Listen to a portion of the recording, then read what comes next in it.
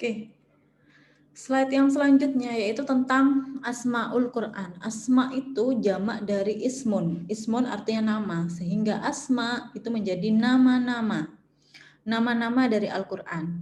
Berarti Al-Quran itu sebenarnya tidak hanya mempunyai satu nama, berarti mempunyai beberapa nama atau beberapa penyebutan yang disebutkan di dalam Al-Quran, yaitu kalau kita lihat di sebelah kanan itu ada Asmaul Quran, itu ada terbagi menjadi 1, 2, 3,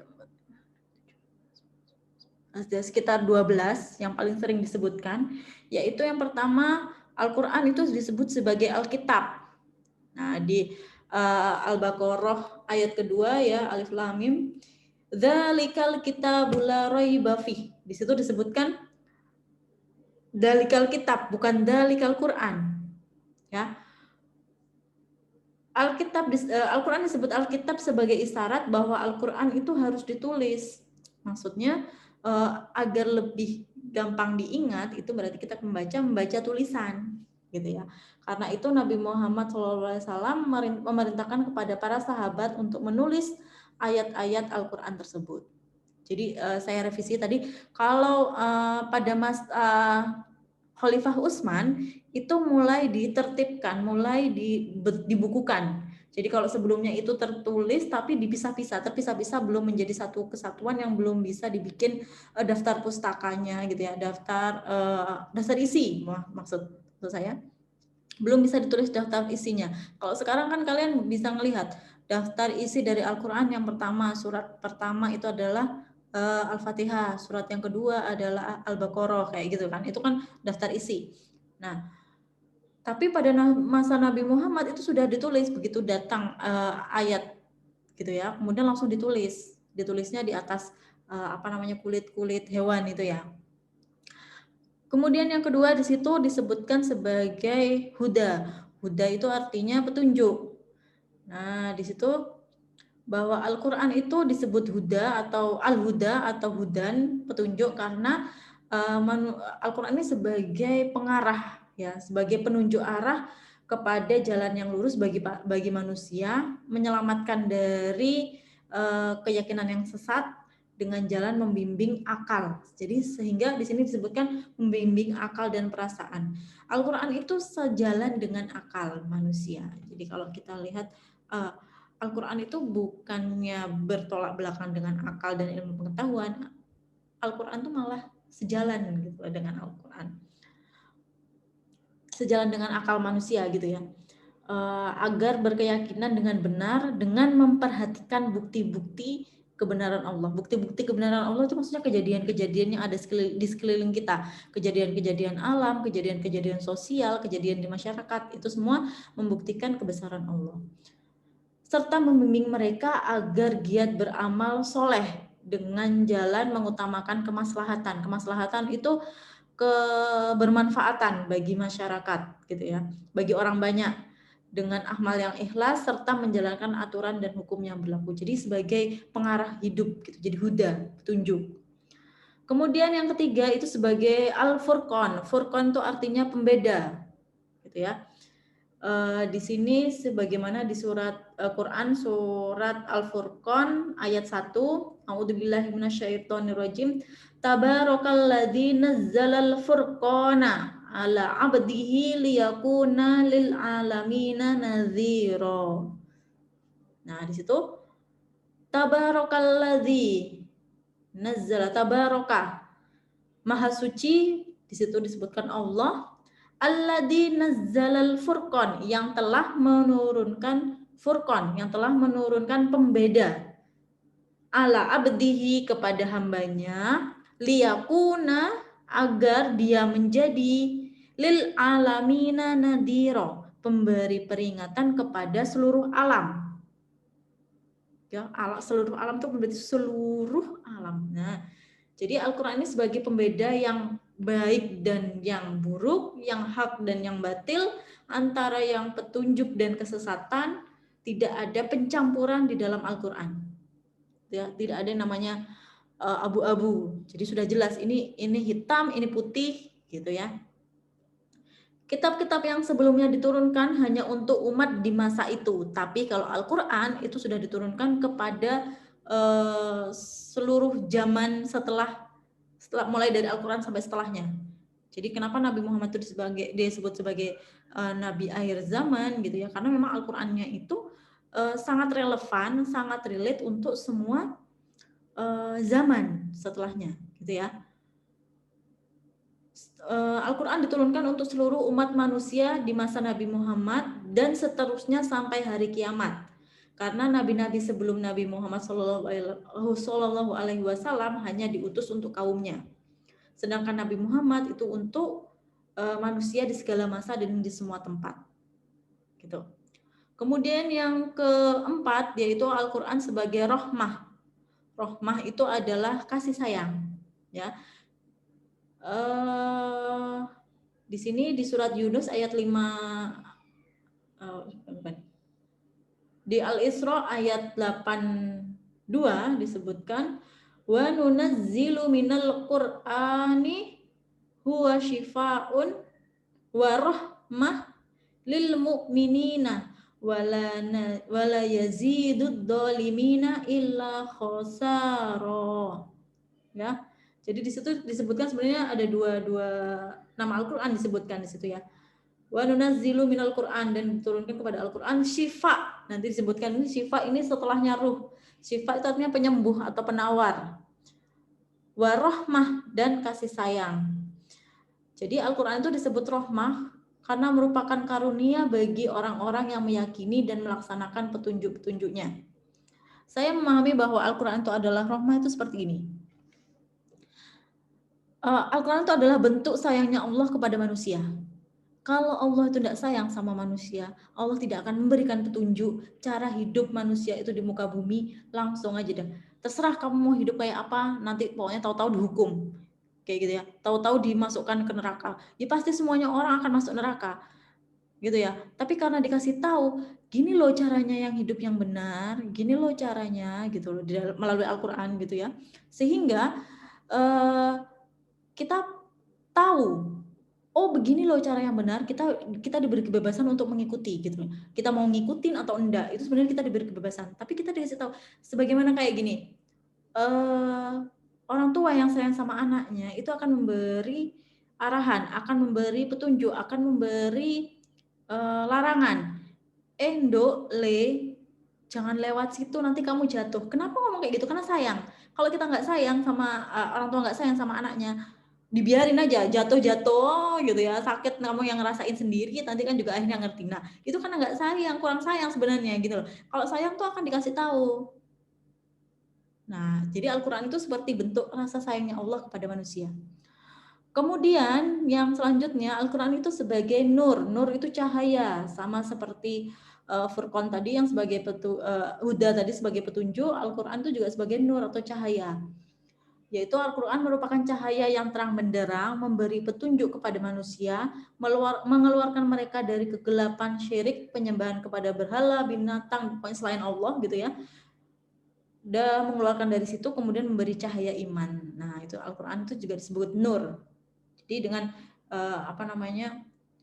masa setelah adanya Al-Quran tuh masa yang terang gitu ya. Jadi sebenarnya kenapa orang-orang pada masa sebelum Al-Quran datang itu disebut masa jahiliyah gitu ya.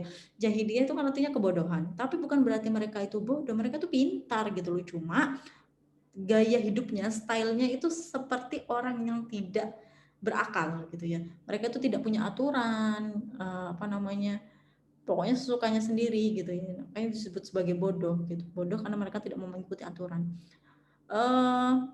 Kemudian datanglah petunjuk, datanglah cahaya gitu ya melalui Al-Quran itu tadi, yang mana mengeluarkan mereka dari zaman yang kebodohan tadi menjadi zaman yang penuh dengan cahaya, penuh dengan terang benderang, penuh dengan petunjuk dari Allah.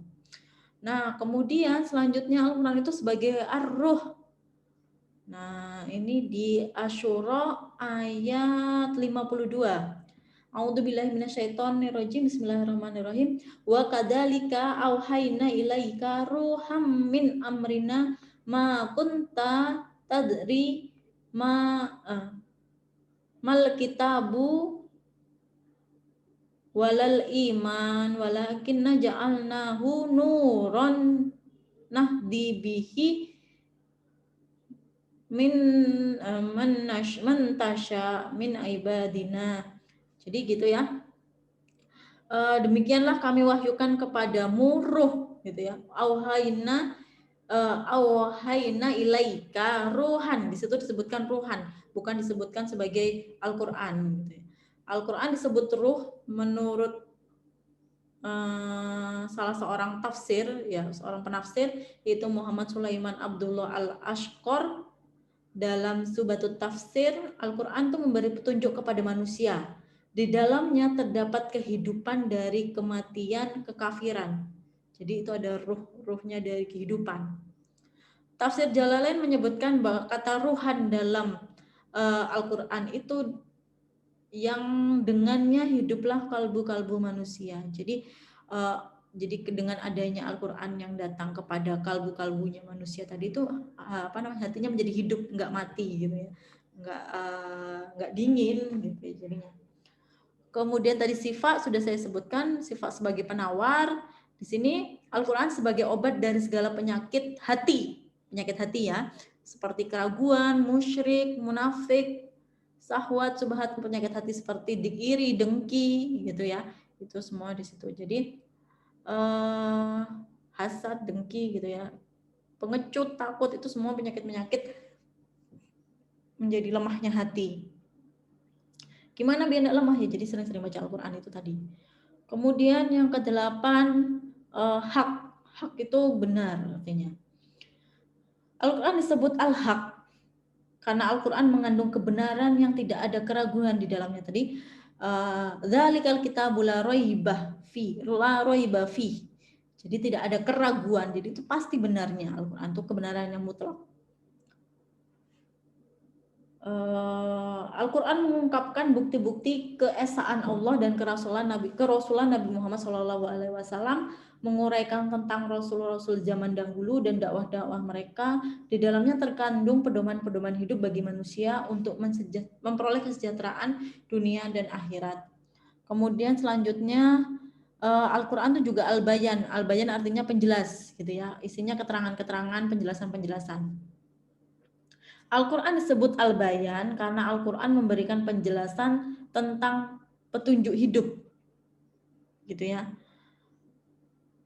Kemudian yang ke-10 yaitu Al-Mau'idoh. Mau'idoh itu artinya pelajaran nasihat menasihati, pelajaran yang baik kayak gitu ya. Al-Quran disebut Mau'idoh karena Al-Quran mengandung pelajaran-pelajaran yang indah. Jadi kisah-kisah terdahulu gitu kan ada di dalam Al-Quran. Nah itu dengan kisah-kisah terdahulu itu kita mengambil pelajaran. Makanya disebut Mau'idoh. Kemudian yang terakhir Al-Quran juga disebut Ad-Dikro. Nah Ad-Dikro ini Inna nahnu nazzalna dzikra wa inna lahu lahafidun. Sesungguhnya kami telah menurunkan ad-dzikra, telah menurunkan Al-Qur'an maksudnya. Jadi Al-Qur'an di sini dimaksudkan sebagai pemberi peringatan bahwa ada kehidupan setelah mati, bahwa bahwa semua yang kita lakukan di dunia ini akan dimintai pertanggungjawabannya. Itu sudah diberikan peringatan gitu ya. Jadi tidak ujuk-ujuk gitu ya. Nah, Ad-Dikro merupakan peringatan tentang berbagai permasalahan, juga merupakan dalil-dalil yang jelas di dalamnya terdapat pelajaran bagi orang-orang yang ingin mengambil pelajaran. Oke, itu dari asma-asmanya atau nama-namanya Al-Quran. Jadi nama itu bukan hanya sekedar nama, tapi ada maksudnya. Jadi Al-Quran juga disebut Dikro, Al-Quran juga disebut kitab, Al-Quran juga disebut nur, Al-Quran juga disebut Furqan. Kemudian yang di sebelahnya, di sebelah kirinya itu Makanatul Quran. Makanatul Quran ini maksudnya kedudukan Al-Quran. Di sini yang pertama, Al-Quran itu sebagai kitabun naba wal ahbar, kitab yang berisi berita dan kabar, berita-berita atau cerita-cerita terdahulu gitu ya. Mulai Nabi Musa itu juga ada Nabi Musa ada ceritanya sendiri gitu ya. Di Al-Baqarah itu kan ceritanya Nabi Musa. Jadi Nabi Musa disuruh untuk Allah menyuruh Nabi Musa untuk bukan menyembelih ya, apa antadbah itu memberi korban gitu ya, mengorbankan bakoroh atau sapi betina. Kemudian Bani Israel yaitu apa namanya kaumnya Nabi Musa itu banyak nanya-nanya, malaunuha, apa warnanya, kemudian bakoroh yang seperti apa, tanya terus. Makanya kalau saya sering dengar, oh kalau banyak tanya ini seperti Bani Israel gitu ya. Nah gitu seperti itu. Jadi kita tahu ceritanya Bani Israel itu dari Al-Quran tadi. Kemudian surat Yunus, kita tahu ceritanya Nabi Yunus yang harus dimasukkan ke dalam sumur. Nah kayak gitu tuh kan cerita-cerita dari masa lalu gitu ya. Ini makanya Al-Quran disebut kitabun naba wal akhbar. Kemudian yang kedua, Al-Quran itu juga merupakan kitabul hukmi was syariah, yaitu kitab hukum dan syariah. Jadi di dalamnya berisi hukum-hukum, kemudian hukum-hukum syariah, seperti misalnya hukum waris. Di situ jelas bahwa laki-laki itu 2 kali bagian dari perempuan. Misalnya perempuan, kalau misalnya saya mau mewariskan gitu ya, punya rumah 3, anak saya 2 laki dan perempuan. Berarti anak laki saya dapat 2 rumah, anak perempuan saya dapat 1 rumah, kayak gitu. Itu ada aturannya. Kenapa seperti itu? Ya karena ada kalau kalian mau mengulik-ngulik di dalamnya itu sudah jelas bahwa laki-laki itu tanggung jawabnya lebih besar daripada perempuan sehingga mendapat warisan lebih banyak daripada perempuan. Tuh. Kalau kita mau benar-benar memahami, mempelajari itu ada pelajaran bagi yang mau mempelajari. Sudah dijelaskan tadi. Kemudian Al-Quran itu juga kitabul jihad. Kitab jihad. Al-Quran itu berisi tentang jihad di banyak ayat. Nah, yang disebut jihad ini punya beberapa makna. Jihad jangan hanya diartikan sebagai berperang atau kital ya, kotlun. Jihad jangan diartikan sempit sebagai seperti itu gitu ya. Kalau kita pokoknya menegakkan agama Allah itu juga kita disebut jihad. Gitu. Kita kalian melihat hal yang mungkar, kemudian kalian itu memperingatkan gitu, atau kalian memperbaiki hal-hal yang rusak gitu ya. Hal yang rusak itu maksudnya melihat kemungkaran, kemudian kalian turun tangan dan berusaha memperbaiki itu kalian juga termasuk jihad. Jadi jihad itu jangan hanya diartikan pembunuhan. Kemudian yang keempat, Al-Quran itu adalah kitab tarbiyah, kitab pendidikan. Cara mendidik anak itu juga ada di dalam sana. Berisi tentang pelajaran-pelajaran, mauidhah tadi ya. Kemudian yang terakhir yaitu Al-Quran sebagai minhajul hayah. Minhajul hayah itu pedoman hidup. Nah, jadi kalau kalian ditanya, Al-Quran itu apa? Al-Quran itu adalah pedoman hidup. Pedoman hidup. Lah, memang Al-Quran itu fungsinya salah satunya adalah pedoman hidup. Tapi Al-Quran sendiri apa? Kalau Al-Quran itu kalau kayak yang video sebelumnya, Al-Quran itu adalah kalamullah gitu loh ya. Jadi jangan sampai terbalik. Oke, itu saja.